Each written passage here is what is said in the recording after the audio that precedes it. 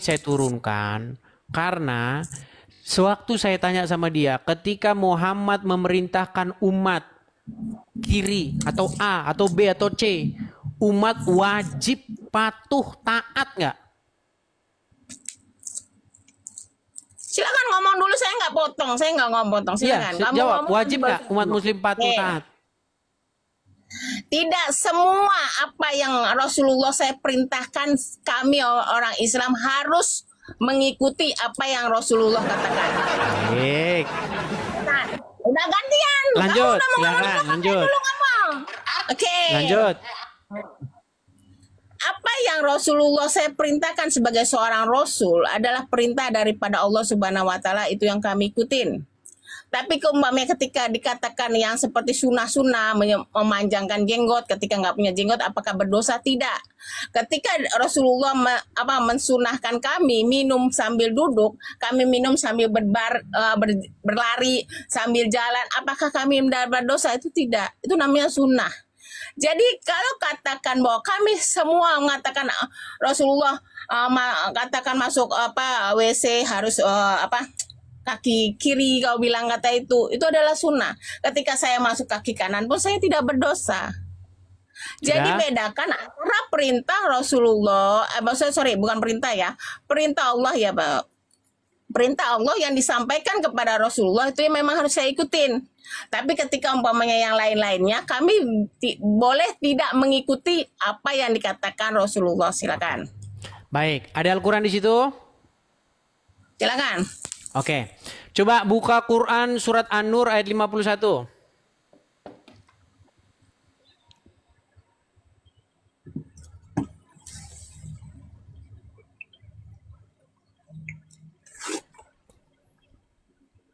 Sebentar.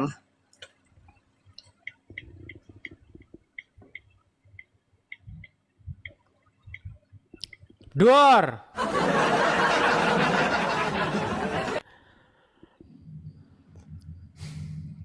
Inilah umat muslim yang tidak pernah mengerti kedudukan Muhammad dalam agama Islam. Ya, silakan dibaca An-Nur 51.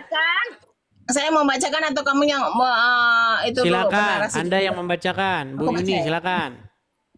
Sesungguhnya yang merupakan ucapan orang-orang mukmin apabila mereka diajak kepada Allah dan Rasul-Nya agar dia memutuskan perkara di antara mereka, hanyalah kami mendengar dan kami taat. Mereka itulah orang-orang yang beruntung. Silakan. Oke.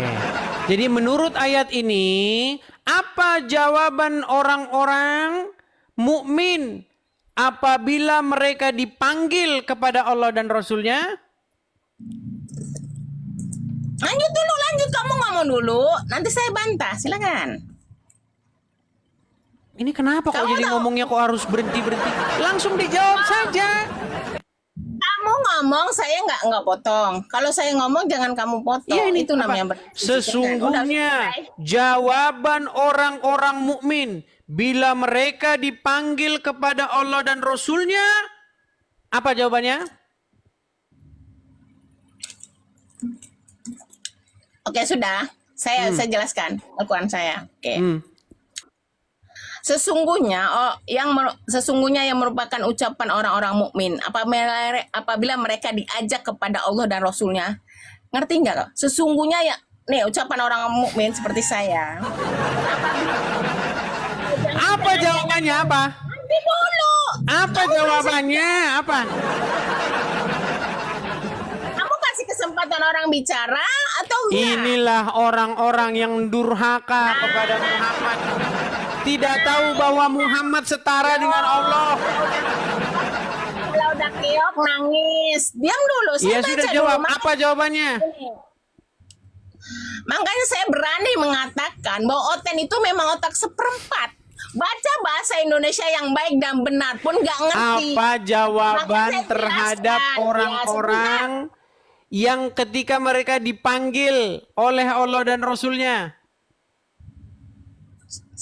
Udah boleh saya ngomong? Nah, oke. Jadi apabila mereka diajak kepada Allah, maksudnya diajak kepada Allah itu apa? Ketika mau beribadah, ketika melakukan apapun. Oh, berarti ayatnya kurang panjang ini. Kurang panjang ayatnya. Loh, sebentar dulu. Ayatnya baca saja, nggak usah ditambah-tambahin, nggak usah diedit-edit. Baca aja apa adanya, ayo.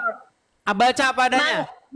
Loh, makanya saya ngomong sama kamu, saya nggak suka sini kepada orang suruh saya masuk sini. Kenapa? Karena otak kamu memang seperempat, Edis. Jangan Baca curhat yang terus, Bu Yuni. Jangan curhat.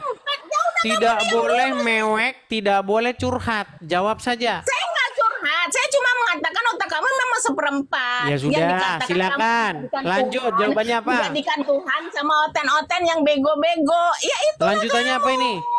Oke, saya jelaskan lagi ya. Sesungguhnya yang merupakan ucapan orang-orang mukmin apabila mereka diajak kepada Allah dan Rasul, diajak kepada apa? Untuk beribadah, untuk apapun, agar ia memutuskan perkara apa? Umpamanya perkara dalam sebuah peperangan. Masuk kamar mandi, coba. Perkara masuk kamar mandi. Nggak ada di sini memutuskan perkara bukan masuk kamar mandi. Sekarang saya tanya, masuk kamar mandi itu suatu perkara enggak? Ada, jangan nangis. Sekarang saya tanya, perkara apa hukumnya masuk kamar mandi? Kami memang harus mendengar dan taat ketika Rasulullah menyuruh kami sholat itu subuh 2 rakaat. Kami nggak boleh nambah-nambahin. Makanya saya bilang hidup orang Islam dikendalikan oleh Muhammad. Ya sudah. Sekarang Bu Yuni, coba dengar. Benarkah Anda pagi-pagi ambil air wudhu? Pagi-pagi ambil air wudhu nggak? Kamu jangan nangis. Saya udah bilang sama kamu ya. Saya udah Bu bilang sama Yuni, kamu. benarkah pagi-pagi Anda mengambil air wudhu, air buat gitu? Benar nggak? Saya mengajarkan untuk makan 3 jari, saya boleh makan pakai sendok. Apakah ketika saya tidak mengikuti itu kamu namanya durhaka kepada Rasulnya. Bedakan. Durhaka, kamu durhaka. Dengar dulu. Bedakan antara Yesus engkau dengan Nabi Muhammad. Ya beda dong, beda. Kalau Yesus ketika- statusnya sebagai otoritas, kami harus patuh, taat, otoritas, tunduk tapi kalian kepada tidak apa pernah yang dia mengikuti perintahkan. Apa perintah Yesus? Kalian Nah, sebagai sedangkan otoritas kalian mengikuti sudah perintah malu Yesus. tunduk patuh sama Gantian. Muhammad. Makanya sekarang umat muslim sedang mempensiunkan Muhammad jadi Tuhan. Coba sekarang buka surat Al-Ahzab nomor 20. Al-Ahzab 36. Silakan, Al-Ahzab 36. Nangis. Dia cuma ngerti nangis. Al-Ahzab 36, silakan Bu Yuni. Udah gantian, aku yang nanya kamu sekarang. Al-Ahzab 36, silakan. Kamu. Oke, saya nanya sama kamu. Al-Ahzab 36, silakan dibaca. Kalau nggak ditanya Bible nggak bisa jawab. Dah, tidur di bawah dulu. Nekat ya, nekat. Yo, silakan ya. Teman-teman muslim kalau datang kemari, belajarlah fokus. Jangan lompat ke sana kian kemari. Kamu berani mendurhakai Muhammad. Ya, shalom teman-teman semua. Terima kasih sudah menonton video ini dan kiranya video ini bisa tetap ya menjadi edukasi bagi umat kaum awam, baik saudara kita yang Muslim maupun saudara kita yang Kristen. Dari apa yang mereka bicarakan, jadi kita tahu tentang perintah-perintah dalam agama kita itu sendiri. Jadi seperti apa yang disajikan Edis terkait perintah-perintah dari Nabi mereka sendiri. Jadi itulah yang seharusnya mereka lakukan, sekalipun ada hal yang wajib dan atau ada hal yang tidak wajib, itu perkara lainnya teman-teman ya. Jadi apa yang disajikan, mari bagi teman-teman semua cobalah selidiki lagi, cobalah telaah lagi, analisa lagi tentang dalil-dalil yang sudah disajikan oleh Edis menurut saya, supaya kita itu benar-benar terbuka wawasan kita dan juga kita memperoleh pengetahuan ya tentang ajaran agama kita itu sendiri. Nah, jadi terkait apa yang mereka tuduhkan para polemikus ya, ini tadi yang berdebat itu sebenarnya Ibu Yuni. Nah, Ibu Yuni ini dulu dia seringkali mengkritik para apologet, para polemikus Muslim seperti Nandar, seperti si Juma, karena si Juma itu mengatakan bahwa nubuatan dalam Yesaya 9 ayat 5 itu nubuatan untuk nabi mereka. Nah, padahal nubuatan dalam Yesaya 9 ayat 5 itu tentang Allah yang akan datang. Dia adalah Allah yang perkasa. Nah, jadi Juma ini mengklaim bahwa Allah yang perkasa yang dimaksud di situ adalah nabi kami. Itulah sebabnya Ibu Yuni ini dulu pernah mengkritik para polemikus itu karena memang mereka tidak mengerti konteks Alkitab, teman-teman ya. Nah, jadi dari situlah kita lihat kualitas-kualitas para polemikus yang naik di Room-Room di situ. Nah, jadi teman-teman terkait kita menuhankan Yesus sebagai manusia itu hal yang wajar. Kenapa kita menuhankan Yesus dan kita harus tunduk pada Yesus? Karena memang Dia adalah firman Allah. Jadi firman Allah yang telah menjadi manusia, apa saja yang diperintahkan itu harus kita lakukan. Nah, jadi sebenarnya ada pertanyaan-pertanyaan mereka. Kenapa kalian tidak mengikuti ajaran Yesus? Nah, Yesus itu disunat. Kenapa kalian tidak disunat? Sebenarnya itu bukan perintah. Mereka tidak bisa membedakan kalimat perintah dengan tradisi, teman-teman ya. Nah, jadi tradisi masa itu tentang sunat itu yang dimulai diperintahkan kepada Abraham dan keturunannya. Dan itu dikhususkan kepada kaum keturunan Abraham, khususnya kepada bangsa Israel.